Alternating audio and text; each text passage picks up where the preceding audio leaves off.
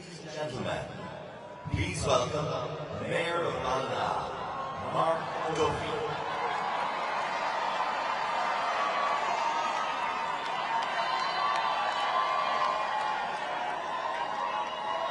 Good evening, Ballina. Are we ready to give a hometown welcome to President Joe Biden? That wasn't bad, but we'll give it another go. This time, I want everyone, from right down on his home street of Garden Street, to the Market Square in Ballina, where we've got big screens, from Pearse Street, up Ardnaree and down the Quay, to here on the banks of the historic River Moy, behind the Cathedral. Are we ready to give President Biden a homecoming welcome?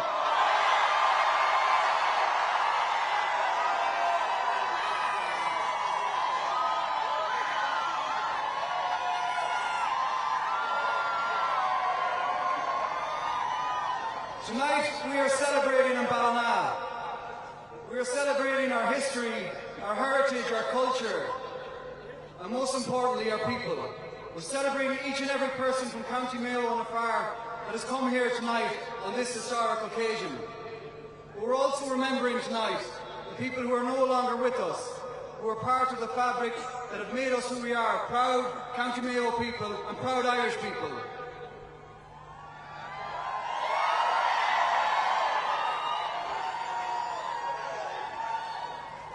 The Ballina story was not always celebratory. We've had our difficult times. On these streets and on these laneways during famine, so many people died and emigrated. Many went to Scranton, our sister city in the USA. They went in search of a better life. One man, Edward Blewett, went to Scranton. Like many of him from this area, thousands of us from County Mayo, went to Scranton, went down into the coal mines, worked the railways. But coming out of those coal mines came hope, and came the Edward Blewett story that has now become the Joe Biden story.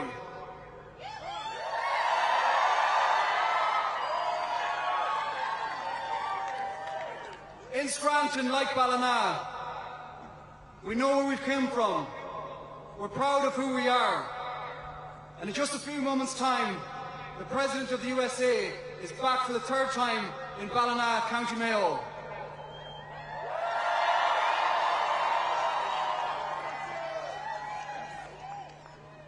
The Taoiseach, Leo Varadkar, will speak next. After Taoiseach speaks, I hope that you give a rousing, powerful, Western, soulful, homecoming welcome to the 46th President of the United States of America, President Joe Biden. Have a great night.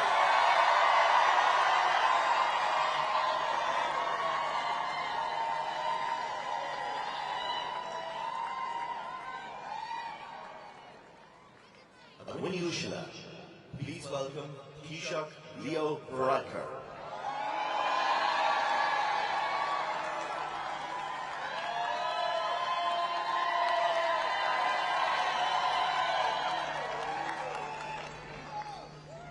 President Biden, Ambassador Cronin, distinguished guests, ladies and gentlemen. Mr. President, welcome back to Mayo. Fáilte Rash, Quig Conde Mayo, Conde Intach, Conde Specialta.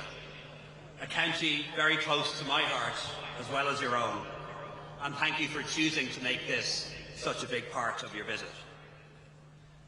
The story of Ireland can be told through poetry and music, but most eloquently, it's expressed through our people. It's a story of longing for a better life, a better society, and a better world. A story of unimaginable courage in the face of loss. And above all, it's a story of love for country, for family, and for community. It's your story, Mr. President, as well as our own. So thank you for your lifelong commitment to peace on our island. Your friendship, your leadership that you've shown in protecting all that has been achieved, and for everything that you're helping to do to build a better future here in America and around the world. In this place, hope and history are not often far apart. 25 years ago, when the Good Friday Agreement was signed, to use the words of Maya Angelou, my favourite American poet, we released our fingers from fists of hostility and allowed the pure air to cool our palms. History reminds us, despite its wrenching pain, cannot be unlived, but if faced with courage, need not be lived again. By facing our past together, on our island we learned a brave and startling truth, that nothing is ever truly impossible. In the darkest days of our country's history, the Blewitts and the Finnegans and countless other families left these shores for a better life in the New World.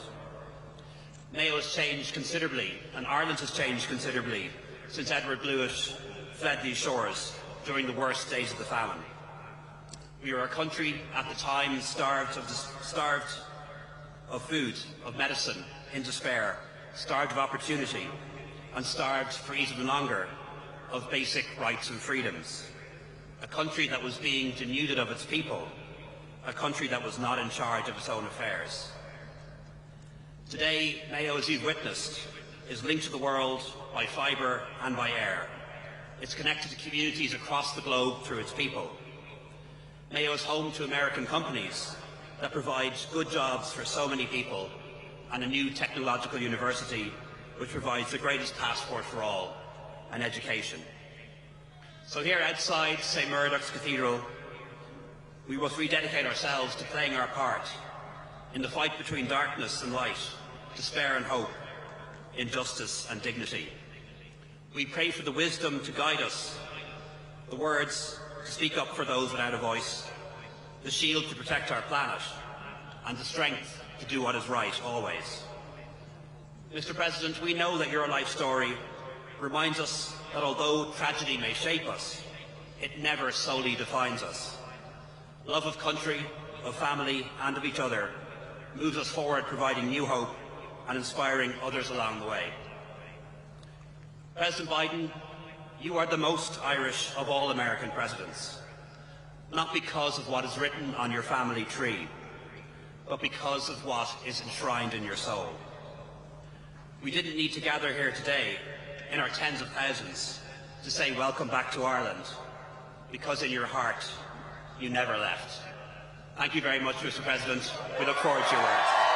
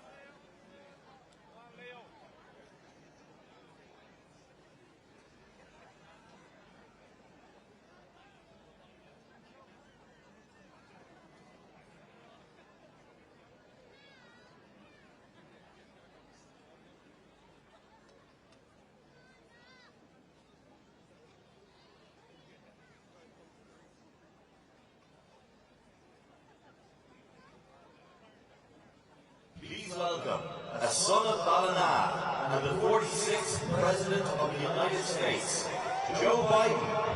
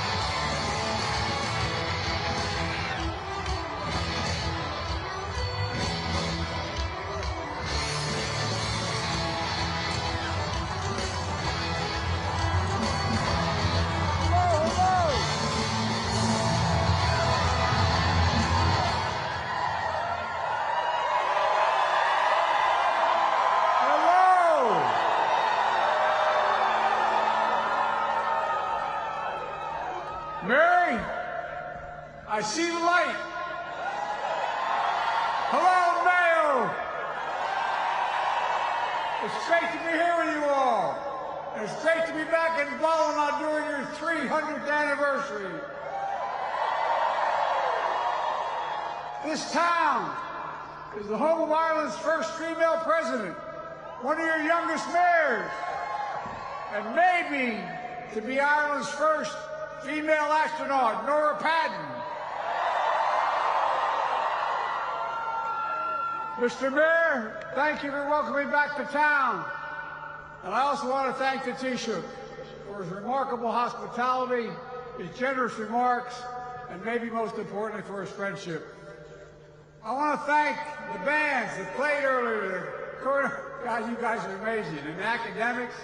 Let's give another big hand, by the way, to the chieftains. I remember being with you back in 2016. I'm grateful you came back for one more time to perform tonight. Thank you, the chieftains. Your music is incredible, and I've been a long-time fan. My good friend Enda Kenny, former Taoiseach, a mailman, is here with Finola, his wife. God love her, she's going to go straight to heaven. I love you both, but most of all, I want to acknowledge my family, all the Blewitts. You make me proud. You make me proud. All year, the words of the great Mayo poet Andrew Rafferty have been ringing in my head. And it goes like this. He said, "Now the spring is coming. I shall raise my sail. Since it entered my head, I won't stay still until I shall stand in the center of County Mayo."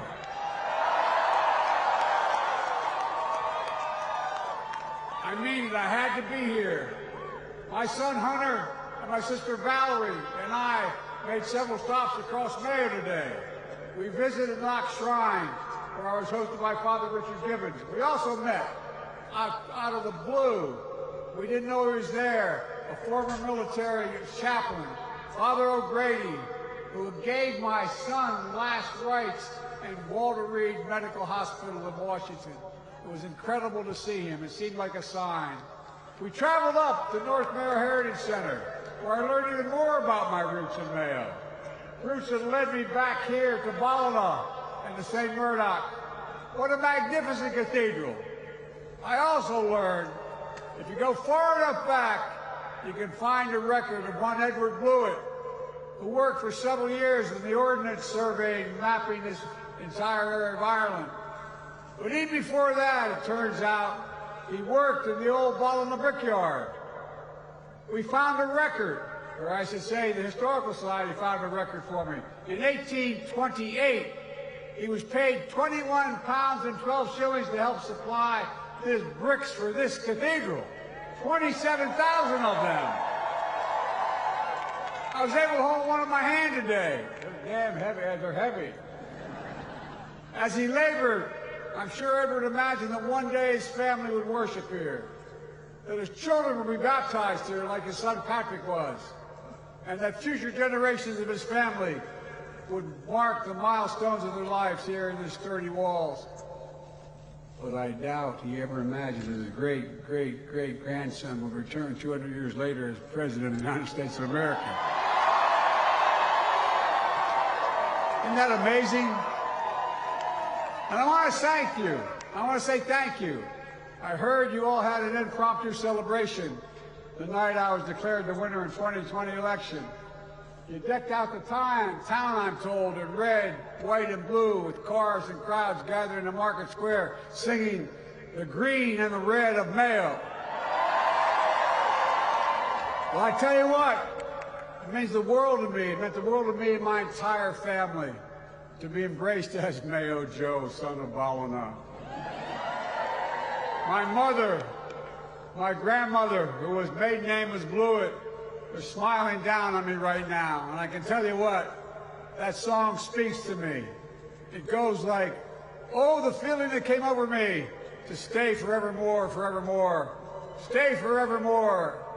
and on the green and red of Mayo, oh, the green and red of Mayo, oh, the green and red of Mayo. The truth of it is, being here does feel, I know we're going to think, it feels like coming home. It really does. Over the years, stories of this place have become part of my soul, part of my family lore. It was here where I imagine my great-great-great-grandfather took shade under yew trees after long days at the brickyard. It was here I imagine his children climbed the limestone cliffs and played in the muddy bogs and fished in the River Moy. It was here where I imagine one of those children, my great-great-grandfather, Patrick, stood on the shores of Clew Bay and dreamt of becoming a seaman. When Patrick was just a teenager, he set sail for America for the first time. But in the 1850s, the famine hit Mayo particularly hard. He returned to Ballina to gather the entire Blewett clan, Mom, Dad, and all the children. And together they boarded the Excelsior to sail to the United States. Just as I imagine their life here in County Mayo, I can only imagine how hard it must have been to leave it all behind, to leave the only place they ever called home, and to hold out hope on shores beyond. Like so many other men and women of Mayo, Edward and Patrick carried this hope with them across the sea. They settled in my hometown of Scranton, Pennsylvania, and Ballina's sister city. As a matter of fact, I knew I was coming over, so you know what I did? I invited the mayor of Scranton, Pennsylvania to come with me. She's here tonight. Paige Scotnetti. It was there in Scranton where Patrick raised his own son, also named Edward. Edward Francis Blewett, my great-grandfather. His Irish pride ran deep. He helped found the Irish American Association, now known as the Friendly Sons of St. Patrick of Lackawanna County. He chaired Scranton's St. Patrick's Day Parade in 1897 for the Ancient Order of Hibernians. He became one of the first Irish Catholics ever elected to the Pennsylvania State Senate. And he became one of the first in my family to go to college, earning a degree in engineering from Lafayette College in Pennsylvania. Well, while Edward had the head of a scientist, he had the heart of a poet. Years ago, after my mom died, a lot of her belongings were in my attic. I couldn't get myself to go through them, to empty the boxes. But when I finally did, you know what I found in the attic? Of my mother's keepsakes? Over 100 poems written by Edward Blewett, Senator Edward Blewett. And one from 1919 he wrote of his Ireland. From the fairest land except my own, these stars and moon and sun, a citadel of liberty, my mother's land to ruin. Was in Scranton, where my mom, Catherine Eugenia Finnegan, met and married my dad. Joseph R. Biden Sr. was a wonderful man, but whose saving grace in the eyes of the Finnegans was he had a Hannafy from Galway as his mother's side. It rescued the fact Biden's an English name. Together, they raised me and my siblings with a fierce pride in our Irish ancestry. A pride that spoke to both the history that binds us, but more importantly, the values that unite us.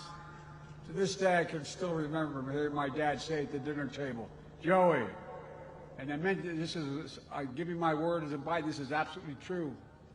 He'd say, Joey, everyone is entitled to be treated with dignity and respect. I can still hear my mom tell me, Joey, nobody's better than you, but everybody's your equal. These are the same values I try to pass down to my children and grandchildren, whom I've always dreamed of bringing to Ireland. In 2016, when I was vice president, that dream became a reality. 3 generations of my family walked along Garden Street where Edward Blewett, a brickmaker and surveyor, lived with his family. It was on Garden Street we learned the true meaning of the Celtic expression, 100,000 welcomes. Matter of fact, I think I shook 100,000 hands that day. I also met the extended cousins, who instantly felt like family I'd grown up with on Sunday dinners on every single week. This strong bond brought me back in 2017 when I was a professor at the University of Pennsylvania. No crowds, no motorcades, no Secret Service. Just me and my brother Jimmy coming home to see family. During the trip, I had the honor of turning the sod at Roscommon Hospice. As many of you know, that hospice is now open. And thanks to my cousin Loretta Blewett, and many of those, she's incredible, by the way, and many of those, there's a marker laid there in remembrance of my son.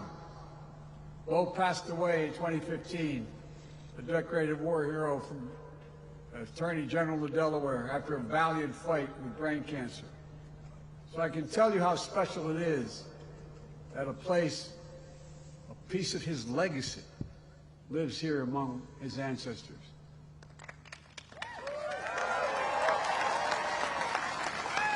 And thinking about it, I can hear my dad's voice again. He'd always say, "Joey, remember, family is the beginning, the middle, and the end." Beginning, middle, and end. That's the Irish of it, the beginning, the middle, and end. Everything between Ireland and America runs deep. Our history, our heritage, our sorrows, our future, our friendship, our joys. But more than anything, hope is what beats in the hearts of all our people. For centuries, even during times of darkness and despair, hope has kept us marching forward toward a better future. One of greater liberty, greater dignity, and greater possibilities. In the earliest days of my nation's history, thousands of Scots-Irish alongside George Washington defended those ideals. And then those democratic ideals were under threat during my nation's civil wars. That's when the Irish immigrants who came after the famine, more than 150,000 of them, joined the fight to defend the liberty and equality, many serving in the legendary Irish Brigade. When one other Irish Catholic president, only other one, John F. Kennedy, visited Ireland 60 years ago, you can clap for him, man. He was something else. He presented your Parliament with a flag of the regiment of that Irish Brigade, honoring Ireland's great contributions to American freedom. It still hangs there to this day. It's a legacy of faith and fidelity to freedom, to one another, that has been handed down generation to generation to generation. Today, the United States continues to honor that legacy, including that one of a Mayo-born Marine named Patrick Gallagher. Patrick immigrated to New York in 1962. He worked for the Senate campaign of one of my political heroes, Robert F. Kennedy. A few years later, when he wasn't even a U.S. citizen, Patrick joined the United States Marine Corps and deployed to Vietnam. In January of 1966, Patrick's team was attacked in an ambush. When the enemy hurled a grenade at his team, Patrick threw himself on top of that grenade. He was willing to sacrifice his life to save his brothers in arms. He survived that attack today, but was awarded the Navy Cross for his bravery. Sadly, he was later killed in action. But this year, his name will be honored in iron as the United States launches a new Navy destroyer, the USS Patrick Gallagher from Mayo. You know, I've often said that we Irish are the only people who are actually nostalgic about the future. We always believe in a better tomorrow, because no matter what, we've always carried hope in our hearts. It's hope that lifted the way through the darkness and lighted it for us. Our strength has helped us overcome everyday hardships. And above all, our courage has allowed us to march forward in faith, even in the face of sorrow and setbacks. As we know all too well, this is not just a story of our past, but our present and our future as well. Earlier this week marked 25 years since the signing of the Good Friday Agreement. 25 years of peace and progress, not just for the people of Northern Ireland, but the people all across the island. It's a reminder of the importance of peace and what you can accomplish when we work together in common cause. Ladies and gentlemen, our world today stands at an inflection point where the decisions we make today are going to affect our futures for decades to come. And it's in these moments where we need hope and courage more than ever. We're facing enormous challenges around the world, challenges that are too great for any one country to solve alone. Together we must take on these challenges of disease, food insecurity, which continue to devastate communities around the world, just as they did in Ireland generations ago. And I'm so proud to say that Ireland has not forgotten. You've stepped up as a leader to fight global hunger around the world today. We must tackle the climate crisis. It has devastating impacts to preserve our planet for generations to come. As I said to the Parliament, Ireland's famous 40 shades of green now include green energy, green agriculture, and green jobs. And with Russia's brutal war of aggression, shattering the peace of Ukraine and in Europe, we must renew our commitment to our values our ancestors fought for.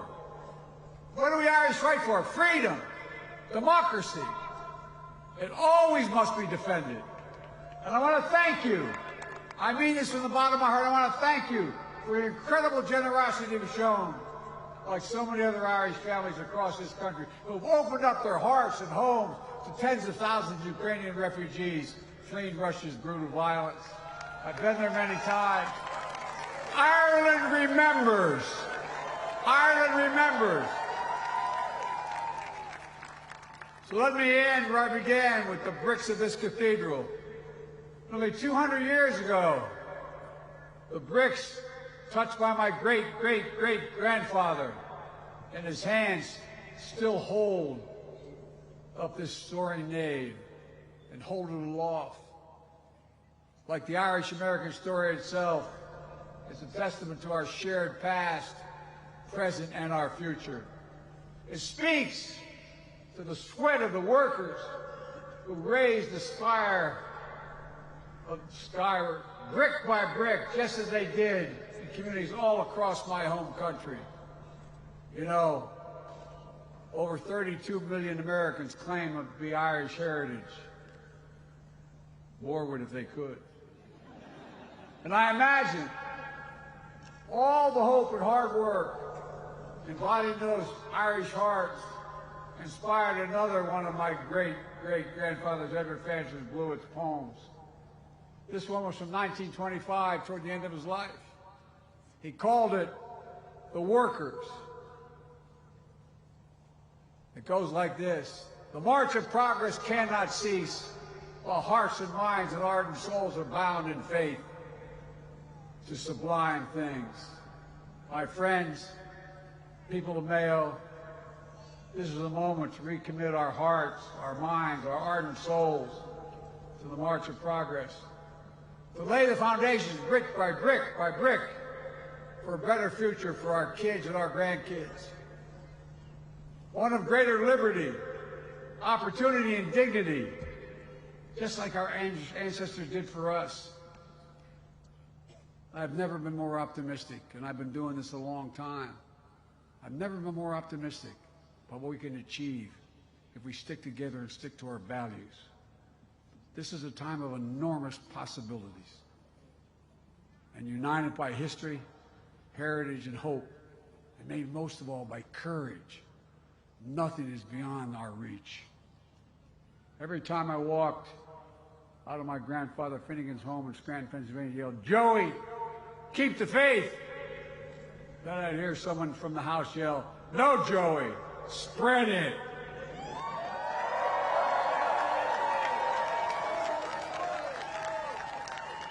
May God protect all those who serve the cause of peace And oh, one more thing.